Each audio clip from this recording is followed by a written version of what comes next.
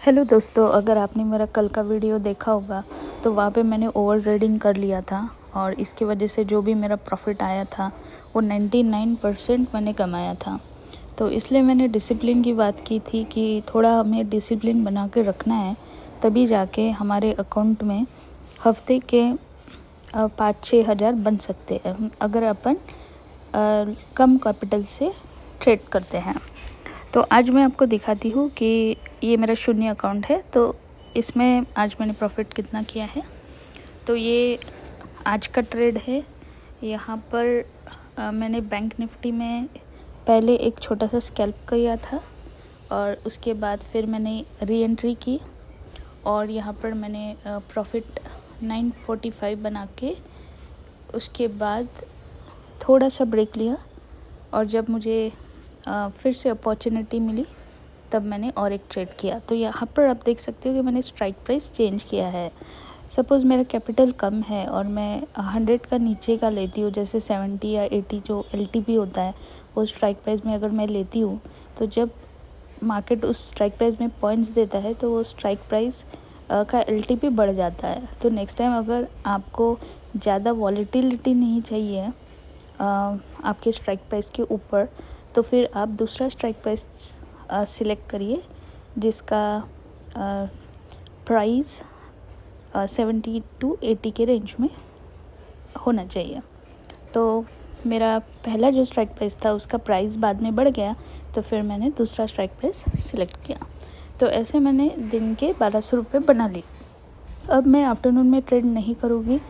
अगर मैं करूँगी तो मुझे और भी प्रॉफिट मिल सकता है, और अगर प्रॉफिट नहीं मिला तो फिर मुझे मेरा जो अभी का प्रॉफिट है उसमें से थोड़ा डिडक्शन हो जाएगा, नहीं तो मैं पूरा प्रॉफिट गंवा सकती हूँ। तो इसलिए मैंने थोड़ा डिसिप्लिन रखा है कि मैं आफ्टरनून में ट्रेड नहीं लूँगी। आफ्टरनून में ट्रेड मतलब 3 बजे के बाद क्रूड ऑयल, नेचुरल गैस या सिल्वर या गोल्ड, इसमें अगर मुझे ट्रेड लेना है तो मैं आफ्टरनून में ट्रेड नहीं लूँगी क्योंकि आज प्रॉफिटेबल डे है।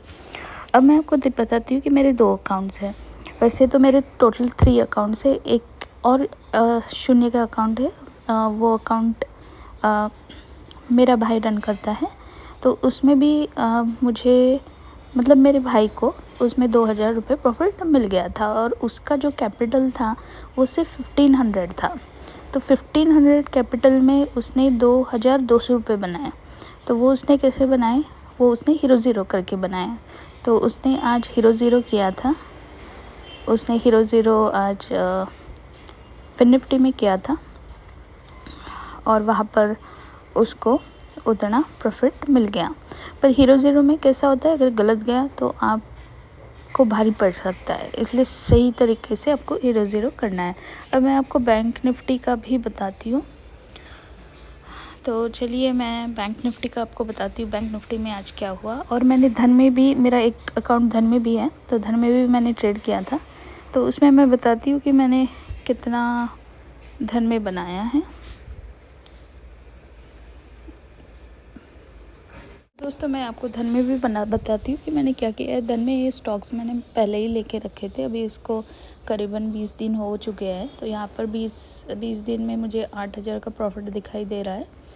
तो जो लगाए मैंने थे 2,56,000 लगाए थे, 2,56,000 लगाए थे, अभी 2,64,000 चल रहा है। तो 8000 का यहाँ पे प्रॉफिट दिख रहा है। तो इसमें अडानी एंटरप्राइजेस थोड़ा लॉस में है, बाकी के सारे प्रॉफिट में हैं। लार्सन एंड ट्यूब्रो में इस बार प्रॉफिट नहीं मिला, पर लास्ट टाइम मिला था इसलिए लिया था, पर लार्सन एंड ट्यूब्रो में प्रॉफिट नहीं मिल पाया इतना।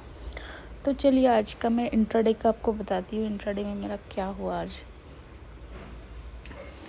तो ये मेरा इंट्राडे का है। इंट्राडे में इस अकाउंट में भी मैंने बैंक निफ्टी का ट्रेड किया था। तो यहाँ पर मैंने 250 बनाए थे पहले ट्रेड में, और दूसरे ट्रेड में मैंने 936 रुपीज़ बनाए। तो 2 ट्रेड आपके अगर सक्सेसफुल जाते हैं तो सिस्टम क्लोज़ कर लो, ओवर ट्रेडिंग मत करो, क्योंकि क्या होता है कि जो आया है वो भी चला जाता है और धन में ब्रोकरेज चार्जेस ज़्यादा होते हैं। ब्रोकरेज और एक्सचेंज चार्जेस धन में ज़्यादा देने पड़ते हैं, शून्य में आपको ब्रोकरेज चार्जेस नहीं होते, बस एक्सचेंज चार्जेस भरने पड़ते हैं। तो ये मेरा हो गया आज धन का प्रॉफिट। और अब मैं आपको बताती हूँ कि किस तरह से ट्रेड किए गए थे। तो चलिए अब मैं आपको बैंक निफ्टी का चार्ट बताती हूँ और किस तरह से ट्रेड किए थे वो भी मैं बताती हूँ आपको।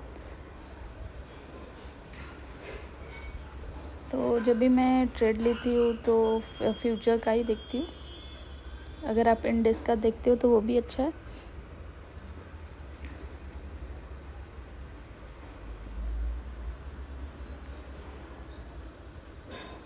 तो ये सारी लेवल्स मैंने आज खींचे थे, आप देख सकते हो कितने सारे लेवल्स मैंने यहाँ पे खींच के रखे थे।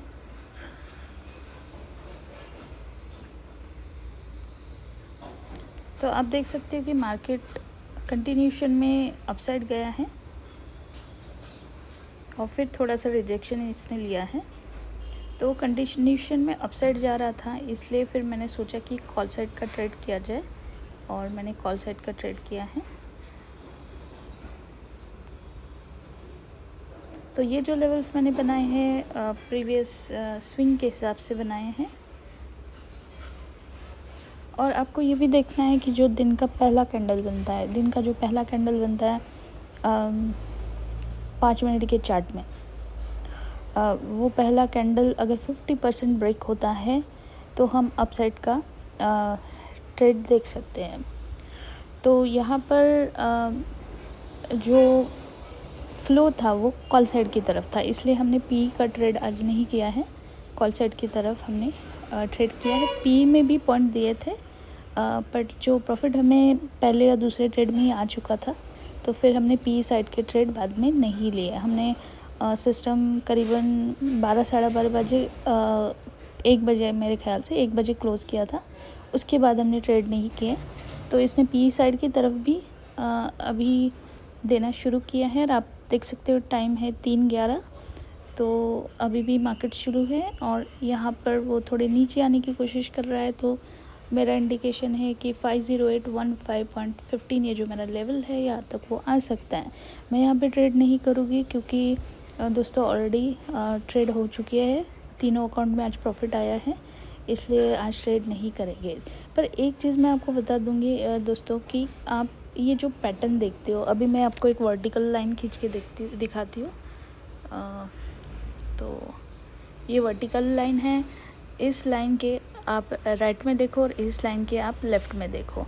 तो राइट का और लेफ़्ट का जो पैटर्न है वो सिमिलर ही है। इस तरह से यहाँ पे भी जो दूसरा स्विंग टॉप है, यहाँ का भी स्विंग टॉप है, उसका पैटर्न थोड़ा सिमिलर ही होता है। तो मार्केट क्या करता है कि अभी ये जो मैं आपको हाईलाइट करके बताती हूँ, अभी इस तरह से जहाँ ऊपर गया है यहाँ पे छोटे छोटे स्विंग्स बना के गया है, पर अगर हम ओवरव्यू देखते हैं इसका तो हम इसे एक ही स्विंग कंसिडर करते हैं। तो यहाँ तक मार्केट आया और यहाँ से वो गिरना शुरू किया है। तो अगर उसको पहुँचना है तो ये इसका लेवल रहेगा, यहाँ तक पहले पहुँचेगा, इसको ब्रेक किया तो ये इसका लेवल रहेगा। तो इस तरह से मार्केट मूवमेंट होता है। अगर आप टॉप टू बॉटम भी समझ जाते हो, टॉप टू बॉटम के ऐसे ट्रेड करते हो, तो आप अच्छा प्रॉफिट मार्केट में एफ एन ओ में बना सकते हो। क्योंकि जैसे मैंने स्टॉक्स में बताया, स्टॉक्स में आपको टाइम लगता है प्रॉफिट मिलने के लिए, और स्टॉक्स में आपका पैसा सेफ रहता है, बट यही है कि आपको सही तरीके के स्टॉक्स चुनने हैं, नहीं तो उसमें भी आपका नुकसान हो सकता है।